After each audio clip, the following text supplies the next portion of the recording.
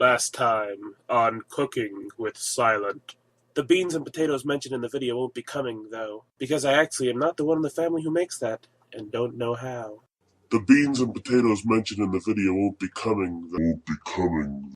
Okay, let's try to make stuff. Hopefully I don't screw it up. Let's make some beans. This is going to be to make one batch about the size that you would for the same size batch of rice that we made last time. Check the description for that video. First and foremost, we're going to have our cans here. We have 2 cans of pink beans, or habichuelas rosadas. One is a 29-ounce can, one is a 15.5-ounce can. Together these will get us the amount of beans that we're going to want. We have 1 can of tomato sauce by Goya. It is 8 ounces. Now we're only going to use half a can of this. And our spices. The spice mix is going to be exactly the same as it was for the rice. We have a cube of onion, a cube of cilantro, if it'll get out, there we go, and a cube of garlic, of course. Jamon, stabby.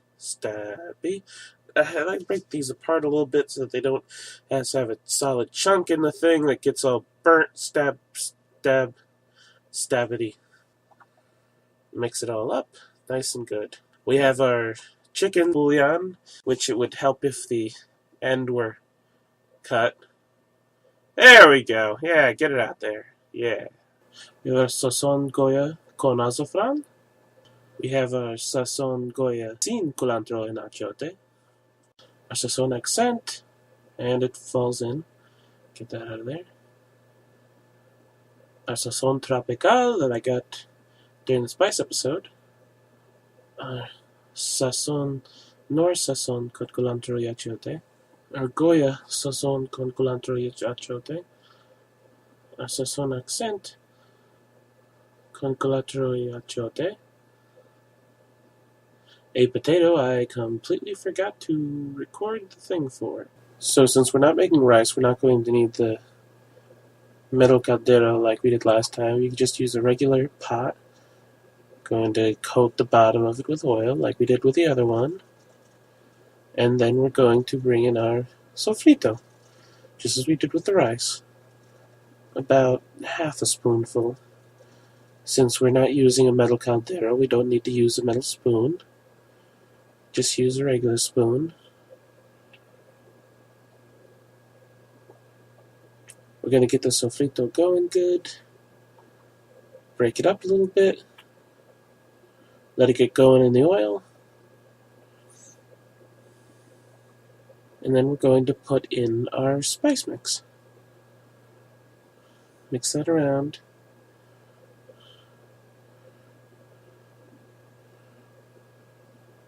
We pour in half a can of the tomato paste. Now, you can either make 2 batches or you can save it for a future batch or find another use for it.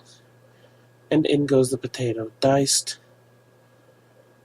to small chunks, smaller than an inch square, or cubed, I guess. So what the potatoes are going to do is they are going to thicken up the sauce. That's why we go with the potatoes. So if you want a nice, kind of a thick sauce to go along with it, as we stir this around, you're going to want to add the potato. Next, of course, is one of the most important ingredients. Put the beans in. Mix everything around. We're going to take that large can of beans and we're going to fill it up with water and pour it in to give us a little bit more volume on the sauce. And drop it in. But you try not to do it. You try to keep it out of the thing.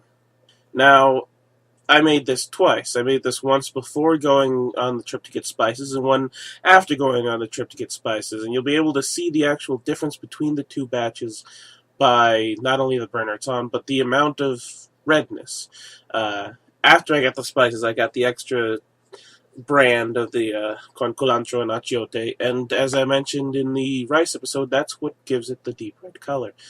So you'll see the difference. There's not too much difference in the taste, but if you want the visual appealing of this bright red thing, then that's what you want to do. So this is a lot easier than dealing with the rice. There's a lot less science and exact measurements and stuff going on. What you're going to do is you're going to just stir it. Just let it go. You pretty much plop, as you saw, we pretty much plop everything in and just stir it every once in a while and watch as it thickens up. What we're also going to want to see is we're going to want to see when the potato softens. So take out a little piece of potato and see if you can cut through it. And that looks good. Yeah, just like that. That's what you want. You want to do that and try not to drop it. I'm dropping. There's a lot of things that are dropping in this episode. And that's about it. And here is our finished product. Put into a container. This is... It's a little watery on the top, but as you pull from the bottom, you'll be able to see there's more thickness where the beans are. And me, I just like the liquid. I like to pour that over my rice, but if you want the beans, then you're going to be able to get that nice thick, and it tastes just good. Just amazing. So now you have everything you need to make a dinner of rice and beans. And potatoes. But everyone just calls it rice and beans.